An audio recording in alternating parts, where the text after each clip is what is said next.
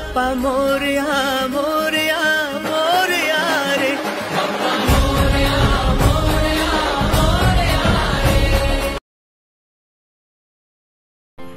तर आज आहे गणेश चतुर्थी, म्हणजेच गणेश उत्सवाचा पहिला दिवस। या निमित्ताने आम्ही निघालो आहोत नुसत्या महाराष्ट्रातच नव्हे तर संपूर्ण भारतात ज्याची चर्चा असते अशा नवसाला पावणाऱ्या लालबागच्या राजाच्या दर्शनासाठी।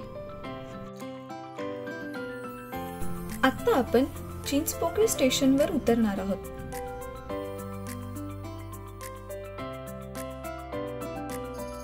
चिंचपोकळी स्टेशनला उतरून 5 मिनिटांच्या वॉकिंग डिस्टन्सवर तुम्हाला मुखदर्शनासाठी लाईन लावता येईल। पहिलाच दिवस असून देखील प्रचंड गर्दी होती। ही भली मोठी रांग मुखदर्शन घेणाऱ्या भाविकांसाठी होती। मग विचारपूस केल्यानंतर आम्हाला सांगितले गेले की चरण स्पर्शाची लाईन याहून पाठी काही अंतरावर आहे। काही अंतर चालल्यानंतर ती रांग आम्हाला दिसून आली, परंतु रांगेचा शेवट काही दिसतच नव्हता। लालबागच्या राजाचे चरण स्पर्श करायचे असल्यास हार्बर लाईन वरून कॉटन ग्रीन आणि सेंट्रल लाईन वरून करी रोड स्टेशनवर उतरून 5 मिनिटांच्या वॉकिंग डिस्टन्सवर लोढा कॉलनी पासून चरण स्पर्शाची लाईन सुरू होते। पण इथे देखील तीच स्थिती होती। जसजसे तुम्ही पुढे जाल तसे लाईन वाढताना दिसेल, पण त्याचा शेवट काही दिसत नव्हता।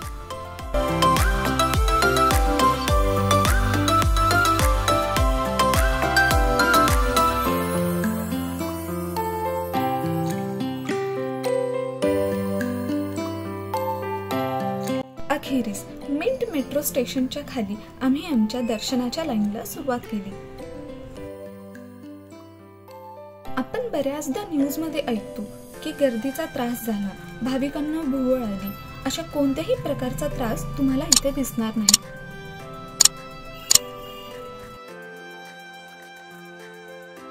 जागोजागी सुरक्षा रक्षक देखील तैनात आहेत आणि व्हेंटिलेशनचे नियोजन व्यवस्थितपणे केले आहे, त्यामुळे भाविकांना उभं राहताना त्रास होणार नाही।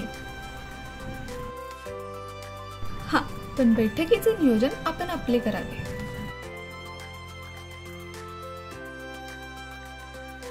तासनतास लाईन मध्ये उभे असणाऱ्या भाविकांसाठी कोल्ड ड्रिंक्स, एनर्जी याचे देखील वाटप करण्यात आले।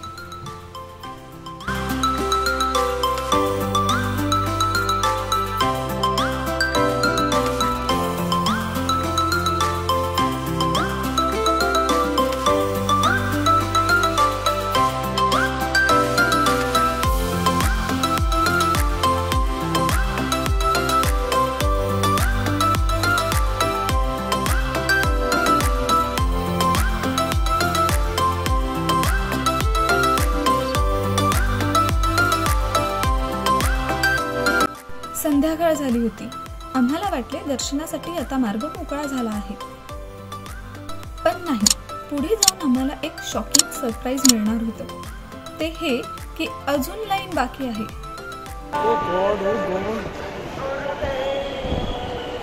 संपूर्ण हॉल बाकी आहे। ह्या लाईनचे अंतर जवळजवळ 5 किलोमीटर इतके आहे। हा संपूर्ण हॉल स्पॉन्सरशिप आणि ऍडव्हर्टाइजमेंट बेस आहे, म्हणजेच इथे विविध ब्रँड्सचे आणि कंपनीचे प्रोडक्ट कस्टमरच्या नजरेत यावेत म्हणून मांडले जातात। इथे कंपन्या विविध पद्धतीने कस्टमर्सना अट्रॅक्ट करण्याचा प्रयत्न करतात। त्यामध्ये काही कंपन्या आपले प्रोडक्ट विकत देतात तर काही निशुल्क देखील असतात।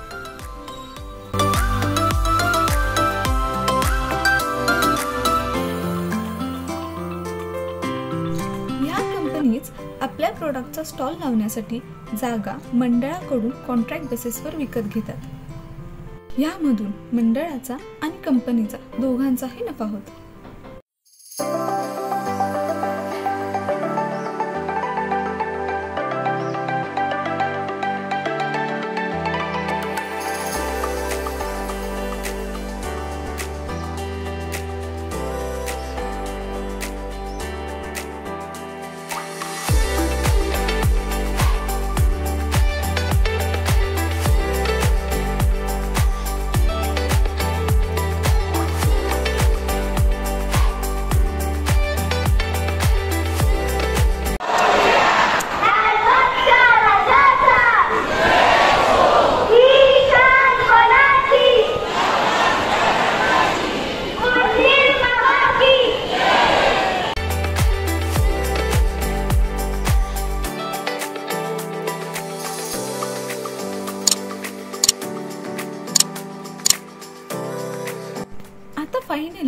हॉलच्या बाहेर आलो आणि संध्याकाळच्या आरतीची वेळ झाली.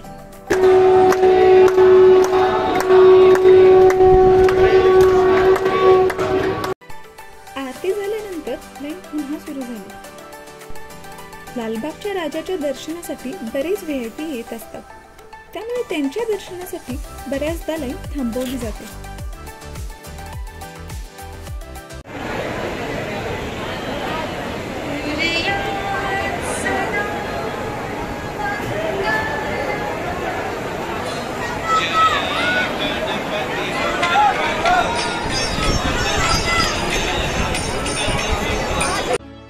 अखेरीस ज्याच्यासाठी केला होता अट्टहास तो क्षण समीप आला.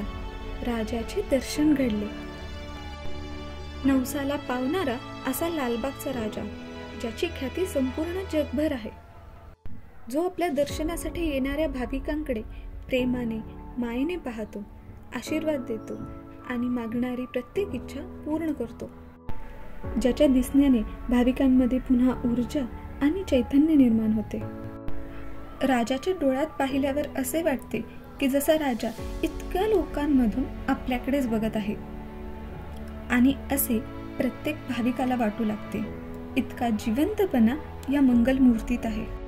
हे वर्ष राजाचे 91वे आहे. 1934 साली कोळी बांधवांनी आपल्या हक्काची बाजारपेठ निर्माण व्हावी यासाठी लालबागच्या राजाची स्थापना केली आणि लालबागच्या राजाला नवस बोलला आणि काही दिवसातच त्यांची इच्छा पूर्ण झाली.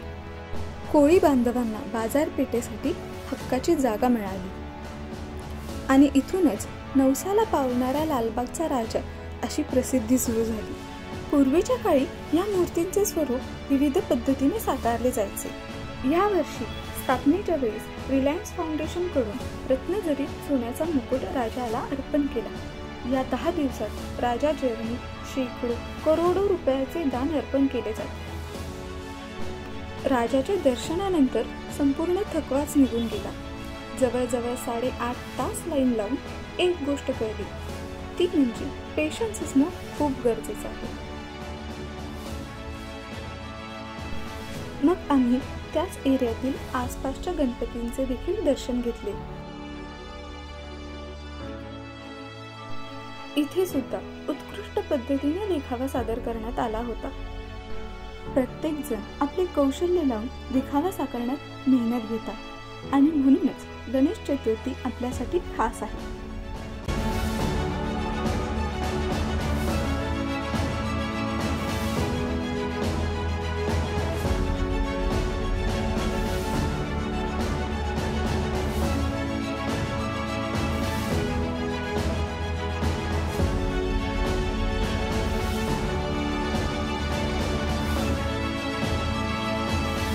रात्रीच्या लाईनला गर्दी नसते असं प्रत्येक मुंबईकराला वाटते आणि म्हणूनच एवढी गर्दी जमा होते. ही गर्दी मुखदर्शनासाठीची रांग आहे, जी सकाळपेक्षा बऱ्याच पटीने वाढली आहे. पण मुखदर्शन तुम्हाला 3 ते 5 तासात होते.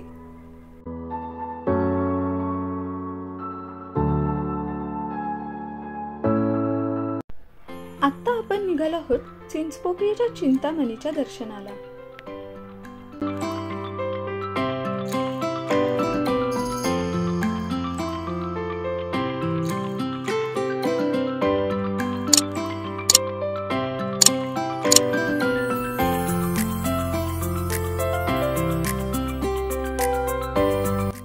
चिंतामणी म्हणजेच सर्व भक्तांची चिंता हरण करणारा असा हा चिंतामणी.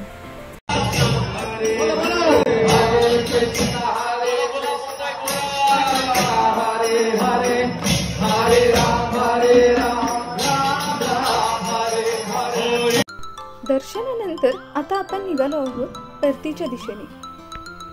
तर तुम्हाला आजचा ब्लॉग कसा वाटला हे मला कमेंटद्वारे नक्की सांगा. आवडल्यास लाईक करा, शेअर करा आणि चॅनलला सबस्क्राईब करा.